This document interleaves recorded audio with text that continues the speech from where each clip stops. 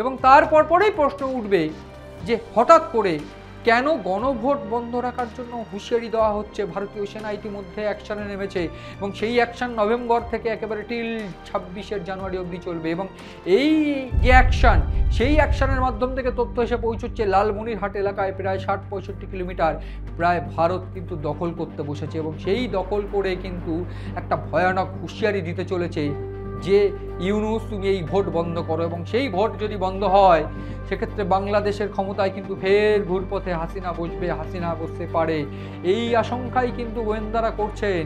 এবং এরই মধ্যে যে একেবারে জিওপলিটিক্যালি এক প্রকার আমরা দেখেছি বাংলাদেশের অভ্যন্তরীণ কন্ডিশন কি, প্রেক্ষাপট কি, আমি বলছিলাম একটু আগেই বলছিলাম। এবং সেই জায়গায় দাঁড়িয়ে এবার জিওপলিটিক্যালি মার্কিন সেনা কেন এসে পৌঁছলো এবং তথ্য এসে পৌঁছচ্ছে বুধবার একেবারে রাতের বেলায় বাংলাদেশে ঘুরপথে আজারবাইজানের একটা কার্গো বিমান, সেটা ঘুরপথে একেবারে লুকিয়ে বিমানের গতিপথ গোপন রেখে সেটা ইরানের আকাশপথ এড়িয়ে সেই বিমানটি এসে পৌঁছেছে। এবং সেই বিমানে কি রয়েছে, তথ্য বলছে এই বিমানে রয়েছে বিশেষ কিছু সামগ্রী এবং যেইটা যুদ্ধাস্ত্র বলা ভালো, এবং সেই যুদ্ধাস্ত্রগুলো কাজে লাগবে বাংলাদেশ সেনার। এবং সেইগুলো কোথা থেকে আসছে, তথ্য বলছে পাকিস্তান ডিরেক্ট না পাঠিয়ে ঘুরপথে আজারবাইজানের এই মাধ্যম দিয়ে পাঠাচ্ছে এবং সেক্ষেত্রে ইরান কিন্তু কোনোভাবে জড়িত নয়। এবং এই মার্কিন সেনারাই কিন্তু মঙ্গল এবং বুধবারের মধ্যে এসে পৌঁছেছে ঢাকার বেশ কয়েকটি হোটেলে তারা উঠেছে বলে এখন অব্দি তথ্য।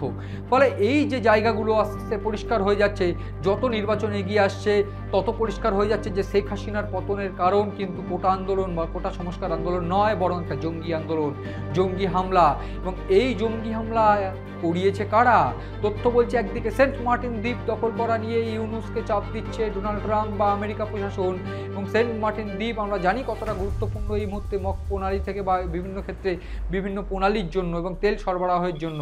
এবং আমেরিকা এই দ্বীপটা চেয়েছিল বলেই নাকি শেখ হাসিনা দেয়নি বলেই তাকে আর ক্ষমতা থাকতে দেওয়া হয়নি, এমন তথ্য উঠে আসছে। এবং ফলে এই জায়গা থেকে শেখ হাসিনা চলে যাওয়ার পর ইউনূস নিজের দেশকে সেন্ট মার্টিনকে বিক্রি করে ডোনাল্ড ট্রাম্পের কাছে একেবারে বিক্রি করেই কি নিজের গদি ধরে রাখতে এইবার মার্কিন সেনার সাহায্য নিল, এই প্রশ্ন উঠছে। এবং সেক্ষেত্রে ভারত কিন্তু এটা পরিষ্কার ভারতের কাছে যে এই শেখ হাসিনাকে ফেরাতে হবে এবং সেই কারণেই ইউনূসকে এইরকম হুমকি এবং ভারতীয় সেনার এইরকম অ্যাকশন।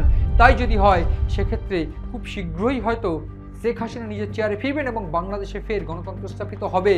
এবং তার পাশাপাশি ওয়াকারুজ্জামান যারা বিশ্বাসঘাতকতা করেছিলেন সেই সময় যে তথ্য উঠে আসছে, তারাও কিন্তু এইবার নিজের ভুল বুঝতে পারছেন এবং ইতিমধ্যেই ভারতের কাছে তারা সাহায্য চাইছে বলে তথ্য উঠে আসছে। কারণ লালমনিরহাট সহ বিভিন্ন জায়গায় আমি বারবার করে বলছিলাম যে তারা কিন্তু ভারতীয় গোয়েন্দাদের সঙ্গে বৈঠক করেছে। ফলে এই জায়গায় দাঁড়িয়ে যে এক প্রকার তাৎপর্যপূর্ণ তথ্য আমি তুলে দেওয়ার চেষ্টা করলাম, সেইখানেই স্পষ্ট হয়ে যাচ্ছে যে গোটা বাংলাদেশ জুড়ে কিন্তু একটা ভয়ানক আবহাওয়া বা ভয়ানক পরিস্থিতি। সেই পরিস্থিতি কোন দিকে গড়ায়, সেইটা কি যুদ্ধের দিকে গড়াবে নাকি ফের একটা ভয়ানক সংস্কার হবে এবং যেখানে হাসিনা ভারতের সহায়তায় গিয়ে বাংলাদেশ ফের দখল করবে বা বাংলাদেশের আসনে বসবে, তা হয় কি না সেদিকে নজর রয়েছে আমাদের। নজর রাখুন আপনারাও সিএন ডিজিটাল এবং এই অনুষ্ঠান